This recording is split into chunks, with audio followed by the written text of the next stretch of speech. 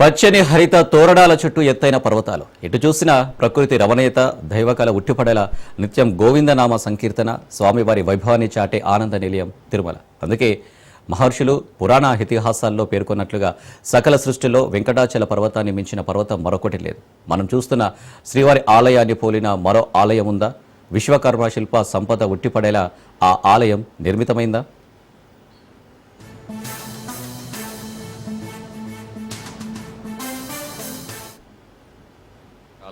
ఆది కృతయుగంలో వైకుంఠం నుంచి భూలోకానికి అవతరించినప్పుడు శ్రీదేవి భూదేవి అమ్మవార్లతో పాటు బ్రహ్మాది దేవతలకు అందరికీ దర్శనమిస్తారు. అప్పుడు ఈ వెంకటాచల పర్వతాల్లో శ్వేతవరాహ కల్పం చివరి వరకు నేను వేంచేసి ఉంటానని బ్రహ్మాది దేవతలకు మాట ఇచ్చిన తర్వాత దేవశిల్పి అయిన విశ్వకర్మను పిలిచి 1000 స్తంభాలతోనూ అనేకమైన గోపురాలతోనూ ప్రాకారాలతోనూ కూడిన ఒక మహత్తరమైన దేవాలయం తనకు నిర్మించమని, అందులో తాను వేంచేసి ఉంటానని ఉత్తర్విస్తారు. విశ్వకర్మ వెంటనే స్వామివారు చెప్పినట్లుగా ఒక మహత్తరమైన మహావైభవమైన ఒక దేవాలయాన్ని ఈ వెంకటాచల పర్వతాల్లో నిర్మించి స్వామివారు శ్రీదేవి భూదేవి అమ్మవార్లతో ఆ ఆలయ ప్రవేశం చేసి అక్కడ కొలువుంటారు. విశ్వకర్మ నిర్మించిన దేవాలయం ఇప్పటికీ ఉందని, వెంకటాచల పర్వతాల్లో అదృశ్యంగా దివ్యమైన దేవాలయంగా ఇప్పటికీ ఉందని, స్వామివారు సజీవంగా అక్కడ పారిషదులతో, అనంతగరుడు విశ్వక్సేనాది నిత్యసూరులతో, సప్తఋషులతో, సుదర్శన పాంచజన్యాది పంచాయుధాలతో విశ్వక్సేనులతో పాటు దేవతా గణాలతో కూడి ఉన్నారనేది కూడా వెంకటాచల మహత్యంలో చెప్పబడి ఉంది.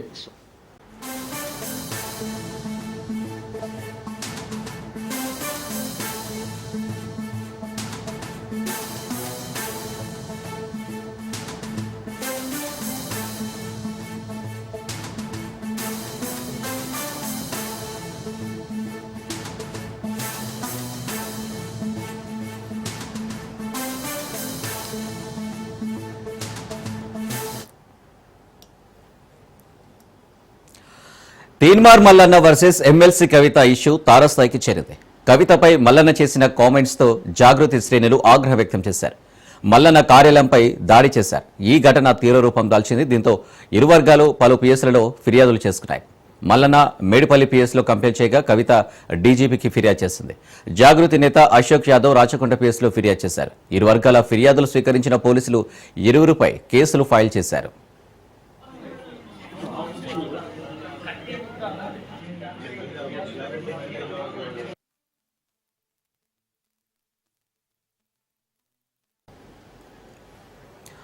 తొలుత తీన్మార్ మల్లన్న ఫిర్యాదు మేరకు కేసు నమోదు చేశారు.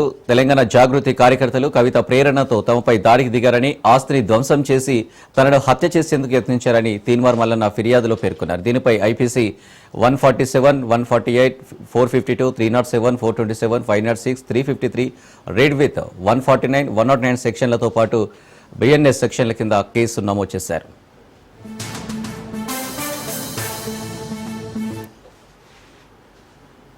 మరోవైపు జాగృతి కార్యకర్త లింగమయ్య అలియాస్ అశోక్ యాదవ్ ఫిర్యాదు మేరకు తీన్మార్ మల్లన్నపై కేసు నమోదైంది. మల్లన్న వ్యాఖ్యలపై ప్రశ్నించేందుకు క్యూ న్యూస్ కార్యాలయం వద్దకు వెళ్ళగా మల్లన్న వర్గం తమపై దాడి చేసి కత్తులు, తుపాకులతో మహిళలను బెదిరించారని, మర్యాదకు భంగం కలిగించారని ఆరోపించారు. దీనిపై 354B, 307, 506, 147, 148 ఆర్మ్స్ యాక్ట్ 25, 27 సెక్షన్ల కింద కేసు నమోదు చేసి విచారణ జరుపుతున్నారు.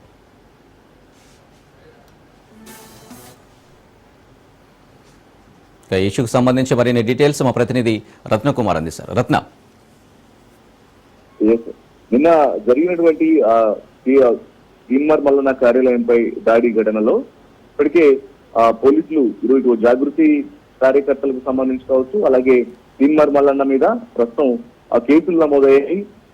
ఎమ్మెల్సీ కవిత మీద చేసినటువంటి కామెంట్స్ అనేవి హాట్ టాపిక్ గా మారినటువంటి క్రమంలోనే ఖచ్చితంగా పరుచు పదజాలను ఉపయోగించి మహిళల యొక్క గౌరవాన్ని కించపరిచే విధంగా అభ్యంతరకరమైనటువంటి వ్యాఖ్యలు చేశారన్నటువంటి విషయాన్ని ఇటు పోలీసులు కూడా భావించడం జరిగింది. దీని మీద కేసు నమోదు చేశారు. అయితే తీన్మార్ మల్లన్న కార్యాలయంలోకి వెళ్లి అక్కడ చేసినటువంటి దాడి ఘటనకు సంబంధించి కార్యాలయం నుంచి వచ్చినటువంటి ఫిర్యాదుతో ఒకవైపున జాగృతి కార్యకర్తల మీద కూడా ప్రస్తుతం కేసులు నమోదయ్యాయి. ఇన్సిడెంట్ లో మొదటి నుంచి కూడా రీసెంట్ గా జరిగినటువంటి బహిరంగ సభలో ఆయన మల్లన్న మాట్లాడుతూ కొన్ని కించపరిచే వ్యాఖ్యలు చేయడం జరిగింది. బీసీలకు ఒక ఆర్డినెన్స్ తీసుకురావడం జరిగింది. 42% ఒక రిజర్వేషన్స్ అనేవి తీసుకొస్తాము అనేటువంటి విషయాన్ని కన్ఫర్మ్ చేస్తూ ముఖ్యమంత్రి సీఎం రేవంత్ రెడ్డి చెప్పిన తర్వాత కల్వకుట్ల కవిత ఎమ్మెల్సీ ఆమె సంతోషపడుతున్నారు. ఆమె తాము ఇది సాధించినట్లు కూడా ఫీల్ అవుతున్నారు. అసలు బీసీలతో ఆమెకు ఎటువంటి సంబంధం ఉంది, ఎందుకు ఆమె అంతలాగా ఈ రిజర్వేషన్స్ 42% రిజర్వేషన్ ఆర్డినెన్స్ ను తనేదో తీసుకొచ్చినట్లు ఫీల్ అవుతున్నారు. ఆమెకేమన్నా బీసీలతో మంచం పొత్తు ఉందా అనేటువంటి మాటలు మాట్లాడటం అనేది ఒక మహిళను కించపరుస్తూ చేసినటువంటి ఈ వ్యాఖ్యల మీద సర్వత్రా విమర్శలు అనేవి వినిపించాయి. ఇక ఇదే అంశానికి సంబంధించి ఒకవైపున ఆమె జాగృతి అధ్యక్షురాలుగా ఉన్న నేపథ్యంలోనే జాగృతి కార్యకర్తలు ఆగ్రహానికి గురయ్యారు. ఇటు ఆయన యొక్క ఫిర్యాదిగూడలో ఉన్నటువంటి తీన్మార్ మల్లన్న కార్యాలయానికి వెళ్లి కవితకు క్షమాపణలు చెప్పాలి, తక్షణమే స్పందించాలంటూ కూడా వాళ్ళు అక్కడ ఆందోళన నిర్వహించడం జరిగింది. ఈ క్రమంలోనే కొంత ఆగ్రహ ఆవేశంతో లోపల కార్యాలయంలో ఉన్నటువంటి ఫర్నిచర్ ను ఇతర కొంత సామాగ్రిని ధ్వంసం చేసినటువంటి నేపథ్యంలోనే అక్కడ ఉద్రిక్త పరిస్థితులు చోటు చేసుకున్నటువంటి క్రమంలో తీన్మార్ మల్లన్న గన్మెన్ దాదాపు 6 రౌండ్లు కాల్పులు జరపడం జరిగింది. ఈ కాల్పుల్లో జాగృతికి సంబంధించినటువంటి సాయి అనే వ్యక్తికి గాయాలవడంతో అతన్ని అత్యవసర చికిత్స నిమిత్తం స్థానిక ప్రైవేట్ ఆసుపత్రికి తరలించారు. అయితే పూర్తిగా రక్తపు మరకలు కొంత కలకలం రేపినటువంటి పరిస్థితుల్లోనే ఇటు ఇరు సభ్యులు ఒకవైపున తీన్మార్ మల్లన్న తను పోలీసులకు కంప్లీట్ చేయడం జరిగింది. తను చేసినటువంటి వ్యాఖ్యలకు సంబంధించి ఆయన ఏదైతే తన కార్యాలయంలో జరిగినటువంటి పరిస్థితిని పోలీసులకు వివరించి తనను హత్య చేసేందుకు ప్రయత్నించారు. దాదాపు 30 మంది జాగృతి కార్యకర్తలు తన కార్యాలయం మీద దాడికి దిగారు, తనను చంపేందుకు ప్రయత్నాలు చేశారంటూ కూడా నేను పోలీసులకు ఫిర్యాదు చేశాను. ఈ క్రమంలోనే జాగృతి కార్యకర్తల మీద కేసులు నమోదు చేయడం జరిగింది. అనేక సెక్షన్ల ప్రకారం క్రైమ్ నెంబర్ 898/2025 అండర్ సెక్షన్స్ 191/2, 191/3, 333, 109, 324 ఇలా పలు సెక్షన్ల కింద కేసులు నమోదు చేయడం జరిగింది ఇటు జాగృతి సభ్యుల మీద.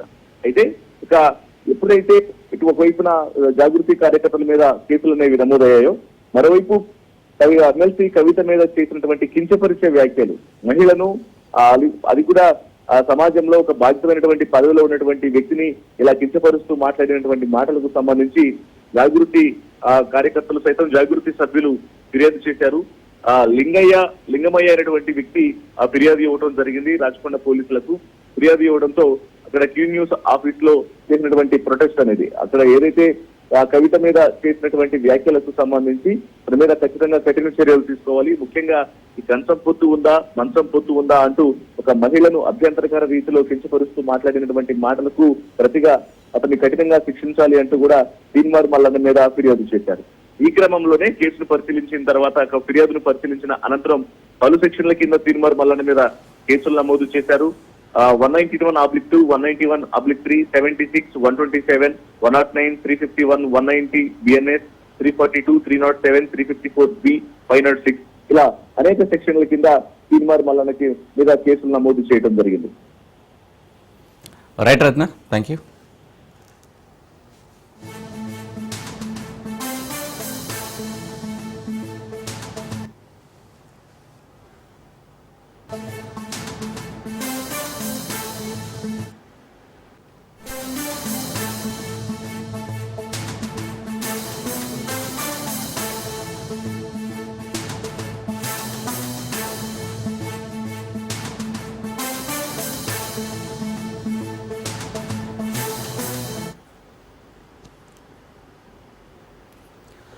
రెండు వారాల పరిశోధనల అనంతరం భారత వ్యోమగామి శుభాంశు శుక్లా తిరిగి భూమిపైకి రానున్నారు. యాక్సియం 4 మిషన్ సిబ్బంది అంతర్జాతీయ అంతరిక్ష కేంద్రం ISS లో ప్రయోగాలు పరిశోధనలు విజయవంతంగా పూర్తి చేసుకుని తిరిగి భూమికి రానున్నారు. సాయంత్రం 4:30 ISS నుండి యాక్సియం మిషన్ 4 అన్డాకింగ్ కు షెడ్యూల్ చేశారు. రేపు మధ్యాహ్నం 3 గంటలకు కాలిఫోర్నియా తీరానికి వ్యోమనౌక రానుంది.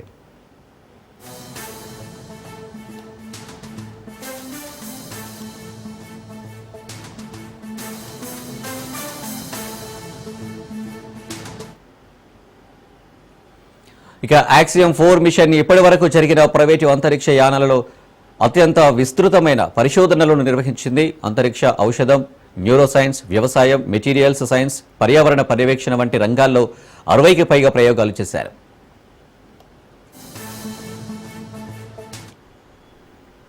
ఇక సుభాష్ శుక్లా ఈ మిషన్లో కీలక పాత్ర పోషించారు. ముఖ్యంగా భారత్ నేతృత్వంలోని స్పేస్ ఫార్మింగ్ ప్రాజెక్టులలో భాగంగా మూంగ్, మెంతి విత్తనాలను మొలకెత్తించడం, మైక్రో ఆల్గెన్ సాగు చేయడం వంటి వాటిపై పరిశోధనలు చేశారు. ఈ ప్రయోగాలు భవిష్యత్ అంతరిక్ష మిషన్ల కోసం మానవ జీవన వ్యవస్థలను మెరుగుపరిచే లక్ష్యంతో ప్రయోగాలు జరిగాయి.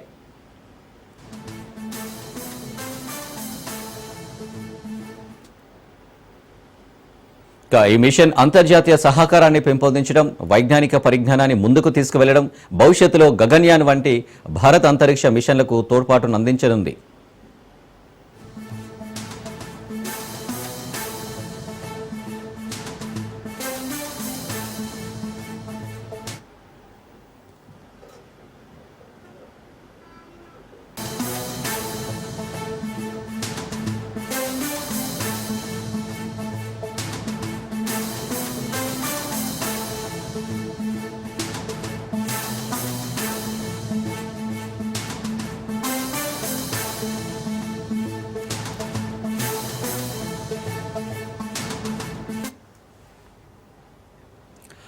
హైదరాబాద్ కూకట్పల్లి కల్తీకల్లు ఘటనలో మృతుల సంఖ్య పెరుగుతుంది. ఇవాళ మరొకరు చనిపోయారు. దీంతో మృతుల సంఖ్య 11కు పెరిగింది. గాంధీ ఆసుపత్రిలో చికిత్స పొందుతూ మహిళ గంగామణి మృతి చెందింది. మరోవైపు కల్తీకల్లు కేసు దర్యాప్తును అధికారులు మరింత వేగవంతం చేశారు. కల్లులో ఆల్ఫ్రాజోలం, మత్తు టాబ్లెట్లతో పాటు మురికి నీళ్లు కలిపినట్లు గుర్తించారు. అధికారులకు ఈ నివేదిక అందించారు. కాగా ఇదే ఘటనలో మరికొంతమంది బాధితులు వివిధ ఆసుపత్రుల్లో చికిత్స పొందుతున్నారు.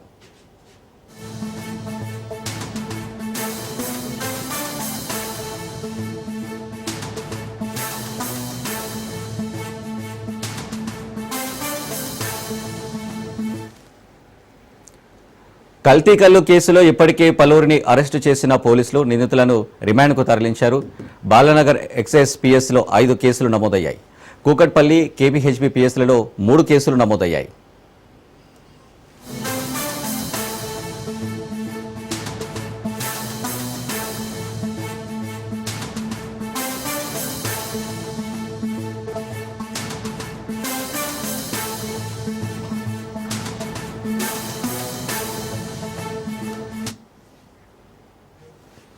మరోవైపు కల్తీకల్లు ఘటనపై మానవ హక్కుల కమిషన్లో పిటిషన్ దాఖలు చేశారు. కల్తీకల్లు మృతుల బంధువుల తరపున హెచ్ఆర్సీలో హైకోర్టు న్యాయవాది రామారావు పిటిషన్ దాఖలు చేశారు.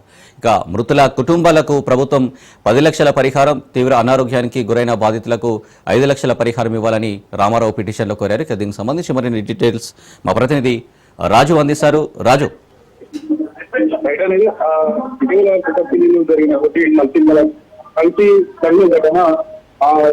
మృతుల సంఖ్య రోజు రోజుకు పెరుగుతున్నటువంటి పరిస్థితి ఉంది. రాష్ట్ర వ్యాప్తంగా ఈ యొక్క కల్తీకల్లు ఘటన పైన ఎత్తున కూడా చర్చ జరుగుతున్నటువంటి పరిస్థితి ఉంది. అయితే ఇందులో కృత్రిమంగా వాడేటటువంటి రసాయనాలతో ఈ యొక్క కల్తీ కల్లును తయారు చేయడం ద్వారా అనేక ఆరోగ్య దుష్ప్రచారం జరిగాయని కూడా, ప్రభావాలు జరిగాయని కూడా డాక్టర్లు వెల్లడించినటువంటి పరిస్థితి ఉంది.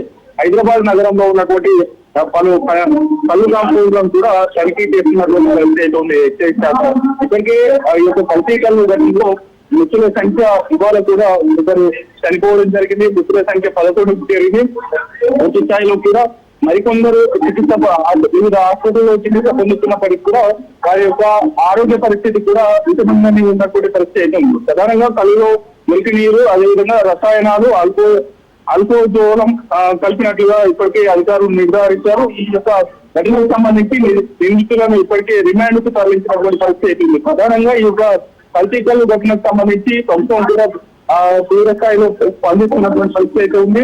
ఈ కల్తీకల్లు ఘటన పైన సీరియస్ గా ఉన్నటువంటి ప్రభుత్వం అన్నిటికి సంబంధించి ఎప్పటికప్పుడు కల్లు కాంపౌండ్ల తనిఖీలు చేయాలనేటువంటి నిర్ణయానికి వచ్చినట్టు తెలుస్తామని. మరోవైపు ఇప్పటికే పలువురిని ఈ యొక్క కల్తీకల్లు కేసుకు సంబంధించి పలువురిని అరెస్ట్ చేశారు.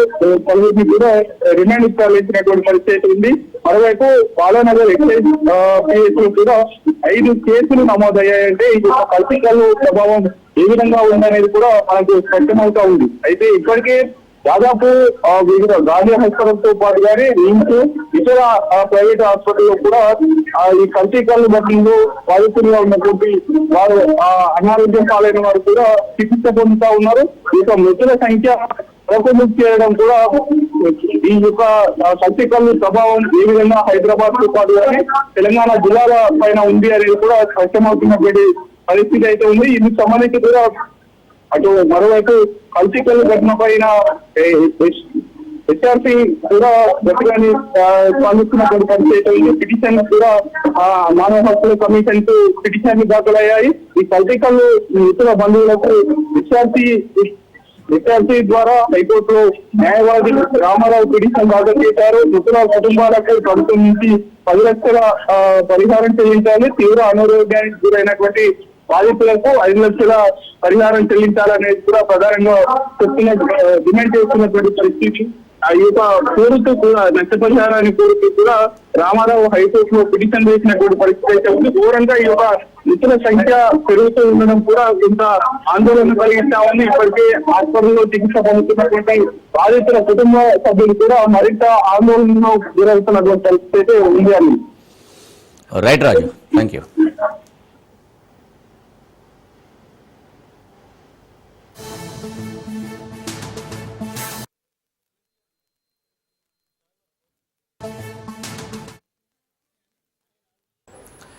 కుటుంబంలో తండ్రి కొడుకు కండరాల వ్యాధితో మంచానికి పరిమితం కావడంతో ఆ ఇల్లాలికి కుటుంబ పోషణ భారంగా మారింది. వ్యాధి బారిన పడిన భర్త కొడుకును ఆ తల్లి కంటికి రెప్పలా చూసుకుంటుంది. వైద్య ఖర్చుల కోసం దాతలు ఆపన్నహస్తం అందించాలని వేడుకుంటుంది.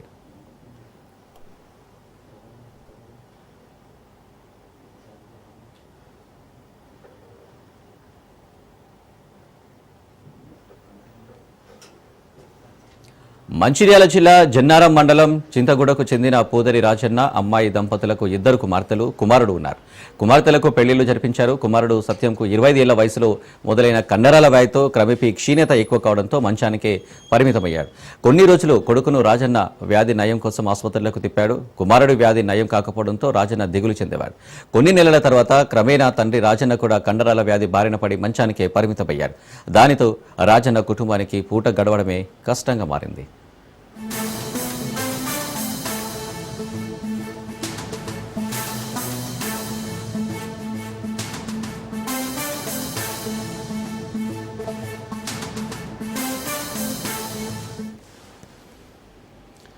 కుటుంబంలో తండ్రి కొడుకు మంచం పట్టడంతో తల్లి అమ్మాయి కష్టాల్లో ఉన్న కుటుంబాన్ని నెట్టుకొస్తుంది. 70 ఏళ్ల భర్త రాజనను 40 ఏళ్ల కొడుకును తల్లి అమ్మాయి సపర్యలు చేస్తుంది. కాలకృత్యాలు మొదలు భోజనం తినిపించడంతో పాటు రాత్రి నిద్రపోయే వరకు ఇద్దరిని కంటికి రెప్పలా చూసుకుంటుంది. డబ్బులు లేకపోవడంతో చికిత్స కోసం ఆసుపత్రికి తీసుకువెళ్లడం లేదని రాజన్న భార్య అమ్మాయి చెబుతుంది.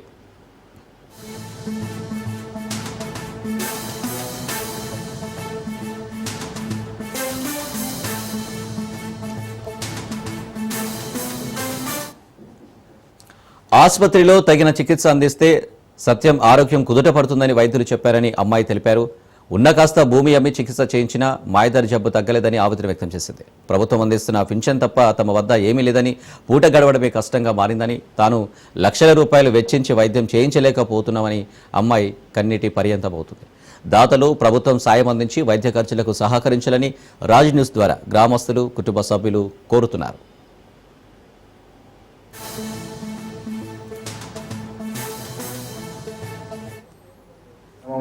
పూదరి రాజయ్య గాని, పూదరి సత్య గారు వాళ్ళ ఆరోగ్య స్థితి చాలా బాధాకరం. ఎందుకంటే రాజయ్య తాత గాని, సత్య గాని దాదాపుగా ఒక 15 సంవత్సరాలకి చాలా ఇబ్బంది పడుతున్నారు. వాళ్ళకి ఎలాంటి ప్రభుత్వం నుంచి కానీ ఎలాంటి ఆర్థిక సాయం ఇప్పటి వరకు లేదు.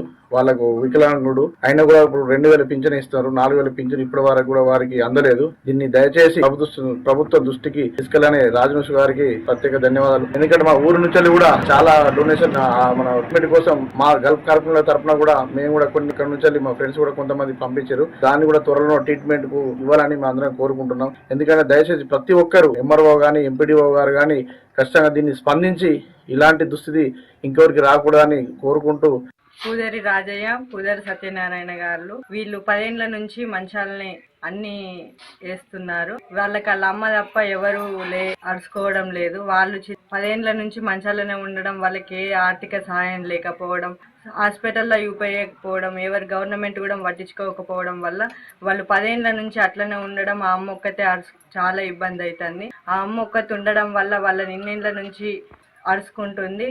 ఆమె కూడా సాతగాకుండా అవుతుంది. ఆమెకు కూడా మేజ్ అయిపోతుంది కాబట్టి ఆమెకు వాళ్ళ కుటుంబానికి గవర్నమెంట్ కానీ ఏదైనా ఆర్థిక సహాయం చేయగలరా? నా భర్త 3 సంవత్సరాలు అవుతుంది. నా కొడుకు 15 సంవత్సరాల నుంచి బెడ్కే ఉంటాడు. 20 సంవత్సరాల దాకా పని చేసిండు, చదువుకున్నాడు, అన్ని మంచిగానే ఉంది. ఈ 20 సంవత్సరాలు అయినాక స్టార్ట్ అయింది కొద్దిగా 5-6 సంవత్సరాలు అటు ఇటు తిరిగిండు, పని చేసిండు. ఇప్పుడు 15 సంవత్సరాలే బెడ్కే ఉంటాను. నా భర్త 3 సంవత్సరాలే బెడ్కే ఉంటాను. నేనే చేసుకుంటాను, అన్నీ నేనే. ముఖం గడువుడు, స్నానం పోసుడు, తినిపించుడు అన్నీ నేనే. బట్టలు విండాలి, అల్లని బోధన చేసుడంతా నేను. నాకు 60-65 దాకా ఉంటాయి. ఏం లేదు, ఈ ఇల్లు తప్ప ఏం లేదు. బంగారం లేదు, ఎండి లేదు, ఏం వస్తున్నాయి. కంట్రోల్ బియ్యం వస్తున్నాయి. వీళ్ళకు పింఛన్ తోటి ఇప్పటికీ జమాయించుకుంటాను. గోళీలు, హాస్పిటల్ బాబుకు ఇక్కడ ఆర్ఎంపీ డాక్టర్లతో ఇంత మందులు వాడు. నా కొడుకు మమ్మల్ని సాకుతాడు అని అనుకుంటే నా కొడుకు బెడ్కే పరిమితమైండు. నా భర్త ఇంత పని చేసుకొని కూలి చేసుకొని మేము పొట్ట గడుపుకునేటోళ్ళము. నా భర్త కూడా బెడ్కి అంకితమైండు. వాళ్ళకు సేవ చేయాల్సింది నేను కష్టపడతాను. గవర్నమెంట్ మమ్మల్ని ఆదుకోవాలి. నా భర్తని, నా కొడుకుని బాగు చేయాలి. దవాఖానలలో చర్య తీసుకొని